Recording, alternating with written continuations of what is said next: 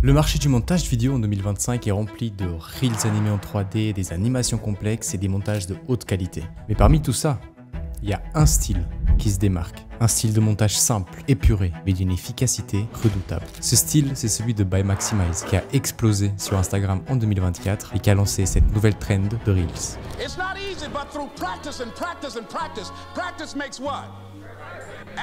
Il attire une énorme part de l'audience de montage vidéo. Pourquoi? Parce que ce style repose sur des compétences que l'on ne voit pas tout de suite, mais qui font toute la différence. Aujourd'hui, je vais t'expliquer comment By Maximize monte ses vidéos et je vais te montrer pas à pas comment monter une vidéo dans son style. Alors reste bien jusqu'à la fin pour voir le résultat final. Mais avant ça, il faut qu'on parle des textes. Le texte, c'est vraiment l'élément qui fait ressortir le style de By Maximize. Il utilise un style de texte très particulier. Il y a 3 éléments essentiels à comprendre. Les styles de texte, les animations et la manière de les placer dans le cadre de ta vidéo. Tout d'abord, pour les styles de texte, il te faut des polices opposées, une plus grasse et une plus fine, plus travaillée, la base d'une direction artistique. Les animations sont également essentielles. By Maximize utilise des animations simples, comme par exemple une transition avec un petit flou gaussien ou une écriture de texte. C'est ces petites animations qui apportent un vrai dynamisme au montage. Enfin, il y a le placement du texte. L'idée ici, c'est de placer le texte de façon à ce que ça rentre parfaitement dans le cadre. Par exemple, si tu as un personnage dans ta vidéo, eh bien tu vas placer le texte tout autour, là où il y a de l'espace libre. Tu veux pas ajouter un bloc de texte n'importe où, tu vas vraiment le faire de façon intelligente et de façon très artistique. C'est un peu comme certains magazines, le texte il s'adapte toujours à l'image. Voici un exemple. Et qu'est-ce qu'on voit? Une police grasse, une police fine et élégante, et le texte bien placé dans le cadre pour laisser place au personnage principal. Allez, maintenant on passe au montage, je vais te montrer comment faire ça de A à Z. Let's go. Pour le montage, je t'ai mis en description tous les assets, tous les éléments que j'ai utilisés pour le montage de cette vidéo. Tu peux les télécharger gratuitement et suivre le montage pas à pas avec moi. La première étape pour monter une vidéo comme By Maximize, c'est de créer déjà une nouvelle séquence. Donc on va venir ici, nouvel élément, séquence. On va écrire short By Maximize. Hop. On va dans réglages, on va mettre ça en 1080 par 1920 pour avoir le format vertical. Hop, et voilà notre séquence. Donc dans un premier temps, la première étape, c'est de choisir les extraits qu'on va monter. By Maximize, lui, il utilise souvent des célébrités, des personnes connues pour raconter une histoire, pour faire une vidéo de motivation, de développement personnel. Donc moi, j'ai pris Pierre Niney au César en 2015. Donc on va prendre l'extrait, on va le placer dans la timeline, on va conserver les réglages existants et on va venir prendre notre extrait. Donc moi, je l'ai choisi vers la fin. Donc on va commencer par « J'ai eu la chance de grandir » et on va finir ici et qu'on leur en donne les moyens. Donc ça, je supprime, hop, je raccorde au début. Et on est good. La deuxième étape, qui est quand même très importante, c'est que vous voyez dans l'extrait, il y a des changements de caméra. Et pour ces changements de caméra, par exemple celui-ci, au lieu de venir chercher frame par frame où est-ce qu'on doit cut pour changer l'échelle et la position, on va tout simplement venir faire un clic droit, détection de montage de scène et analyser. Et en fait, ça va nous cutter à chaque fois qu'il y a un changement de caméra. Je vous montre. Ici, on a Pierre Niney. Ici, on a Pierre Niney aussi, mais d'une autre caméra. La même que la première. Une autre, une autre, une autre. Une autre. Voilà. Ça nous permet d'avoir les cuts bien comme il faut. Ensuite, on va venir dans options d'effet et on va changer l'échelle. Donc, on va mettre à peu près à 200, je crois que c'est 280. Hop, on copie et on la met partout. Hop, comme ça, on a la même échelle partout. Nickel. By Maximize, dans ses vidéos, il fait une intro avec un PC ancien, comme ça. Avec un iMac. Et nous, on va faire exactement la même chose. Donc, pour ça, j'ai généré avec ChatGPT une image d'un Mac à l'ancienne sur un bureau très épuré. Donc ce qu'on va venir faire, c'est placer ça au début de notre vidéo. On va augmenter son échelle pour que ça fit dans le cadre, comme ça. Hop, hop, je vais mettre ça à 108. Nickel. Mais là, forcément, vous remarquez qu'on voit pas Pierre Niney au milieu de l'écran. Et bah c'est normal, parce que là, on va venir choisir notre image, on va dans options d'effet et on va créer un masque. Donc déjà, je vais zoomer dedans. Je sais pas pourquoi ça me fait ça. Ah, ça me change l'échelle là. Je vais juste zoomer dedans là. Ok. Et je vais faire un petit masque. Donc je vais dans opacité, je prends mon petit stylo et je vais venir sur l'écran placer des points. Hop, donc je mets un petit point. Je vais venir étirer. Oula, pas autant. Attention. Tac. J'étire pour avoir ce petit effet courbé à chaque fois. Hop. Là, je l'ai un peu mal fait. Je vais mettre un peu plus par là. Tac. Petit effet courbé. Et on ferme le masque. Tac. Hop. Nickel. Donc là, on va inverser.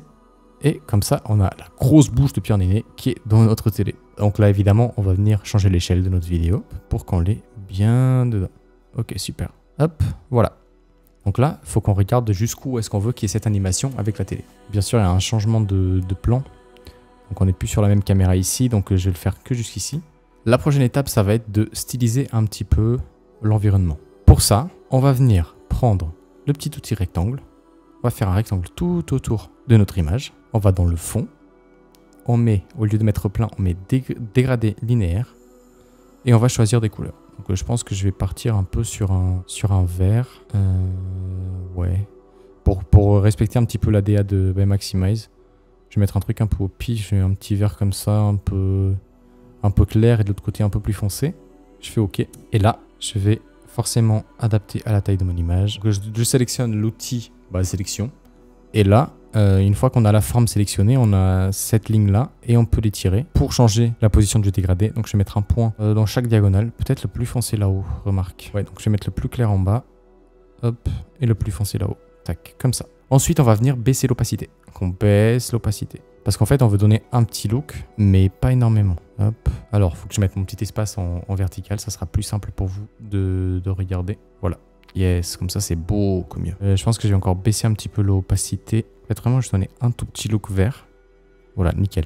Ensuite, dans mon image directement, je sélectionne mon image. Je vais dans couleur lumétrie. Et je vais rajouter une vignette. Hop, pas mal de vignettes pour que ça se concentre bien au milieu. Parce que notre focus, c'est que la personne elle regarde au milieu et le texte qu'on va mettre par-dessus. On adoucit un tout petit peu. Nickel. Et ensuite, on va rajouter du grain. Donc, on va dans Effet, on tape grain. Hop, bruit et grain. On met dessus, option d'effet. Et en quantité, on va mettre un tout petit peu. 20%, ça me paraît pas mal. Prochaine étape, ça sera de mettre un petit zoom. Je vais mettre un petit zoom progressif. Donc, pour faire les zooms, ce que je conseille, c'est de créer un calque d'effet. Faites un clic droit, nouvel élément, calque d'effet. Moi, je l'ai ici. Je viens le placer par-dessus. Tac, tac. Et pour créer un petit zoom progressif, rien de plus simple, on met l'effet transformation dans notre calque d'effet. On va venir placer, donc dans transformation, on est bien dans transformation. On va augmenter l'angle d'obturateur, donc ça c'est le flou de mouvement. On place un point clé en échelle à 100 et on va jusqu'à la fin et on met, je sais pas, 110 à peu près. Nickel, 110. On sélectionne les images clés et on va venir étirer nos images clés pour avoir un zoom très fluide. Ça commence peut-être un peu trop lentement. On va peut-être le recommencer un peu plus vite. Yes, ça c'est pas mal.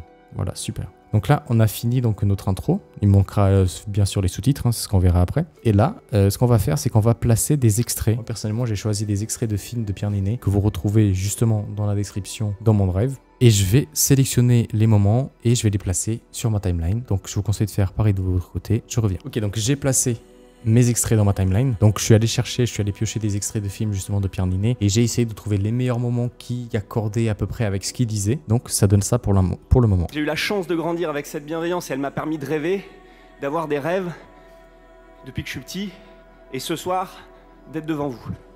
Cette bienveillance, elle est nécessaire parce que on a besoin, je crois aujourd'hui, au-delà des acteurs et au-delà des artistes aujourd'hui en France, d'une jeunesse qui rêve et qu'on leur en donne les moyens. Ok, donc là on a les extraits. Donc on a l'intro et on a les extraits qui sont placés. Les extraits, j'ai fait exprès de les mettre surtout au moment où, au début où il montre quelqu'un. C'est pas intéressant, nous on veut aller dans l'émotion, on veut vraiment pouvoir démontrer ce qu'il raconte. Donc c'est ce qu'on a fait. Ensuite, on va créer les sous-titres. Pour ça, il n'y a rien de compliqué. On va dans l'onglet texte. Si vous l'avez pas, vous allez dans fenêtre et vous cherchez texte là-dedans. Oui, texte. On va dans transcription et vous allez générer un transcript. Ça sera marqué générer une transcription. Vous mettez bien la langue en français et vous générez le transcript. Pardon. Ensuite, vous allez dans sous-titres. Sous-titres, très important. Créer des sous-titres à partir de la transcription. Dans les paramètres, vous allez mettre la longueur maximale en caractère au minimum et la durée minimale au minimum. Ligne, on fait simple et on fait création de légende. Et là, ça nous a créé nos sous-titres. On va venir tous les sélectionner. On va dans propriétés. Et on va choisir une police qui est la Sequel Sans. Plus précisément la Sequel Sans, j'en ai beaucoup. Black Display, celle-là. Je vais lui enlever l'ombre, donc la laisser vraiment en blanc. Augmenter la taille de la police, tac tac. Et placer au milieu, pour l'instant. Une fois qu'on a fait ça, on sélectionne encore tout, hein, graphique et titre. Mettre à niveau la légende vers le graphique. Donc ça va nous permettre d'avoir les sous-titres sur une petite vidéo. Et comme ça, on peut tout changer. Et c'est là que le fun commence en quelque sorte. Donc là, je vais vous montrer la technique de l'escalier. En gros, vous allez voir quelle phrase vous voulez faire apparaître à l'écran en même temps. Par exemple, là on a « J'ai eu la chance de grandir avec cette bienveillance ». Donc je veux d'abord mettre « J'ai eu la chance de grandir ». Ce qu'on va faire, c'est qu'on va placer chaque texte l'un au-dessus d'autre comme ça, en escalier. Bien évidemment, j'ai un écran un peu trop petit. Hop. Et ensuite, on vient les étirer jusqu'à la prochaine phrase. Ok, super. Et maintenant, on va placer les sous-titres dans le cadre, justement. Alors, donc, qu'est-ce qu'on peut faire? Donc, on sélectionne le texte. Donc là, j'ai sélectionné G. J'appuie dans mouvement vectoriel et comme ça, je peux naviguer avec la lettre. Je peux augmenter son échelle. Hop. On va mettre G, par exemple, ici, au-dessus de la fenêtre. J'ai U là. On va mettre ça, je dirais juste en dessous en vrai. On peut augmenter aussi un peu l'échelle. Chance, je vais la mettre en plus grand juste au-dessus de la télé. Tac, j'ai eu la chance. Nickel. Et de grandir, je vais le placer ici en bas. Hop, au niveau du bureau. Et grandir, je vais le placer ici. Et j'augmente son échelle. Et du coup, l'effet cool que by Maximize fait, c'est qu'il va dans Options, dans Mode de fusion, et il met les lettres en différence. Ce qui vous donne ce style au texte qui est franchement très cool. Hop, différence. Voilà. Donc là, on a déjà un truc pas mal, un truc assez stylé. Nickel. En vrai, avec bienveillance, je pense pas que je vais le mettre dans le cadre du Macintosh. Non, je vais pas le mettre. Je vais pas le mettre parce que c'est pas cohérent. C'est pas très cohérent.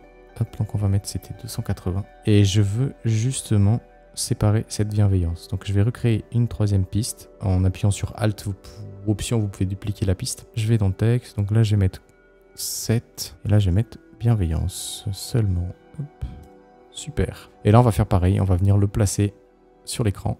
Où est-ce qu'on peut mettre avec? Par exemple, juste à côté de lui. Hein. Par exemple. Tac. Hop. Et bienveillance. On va augmenter sa taille.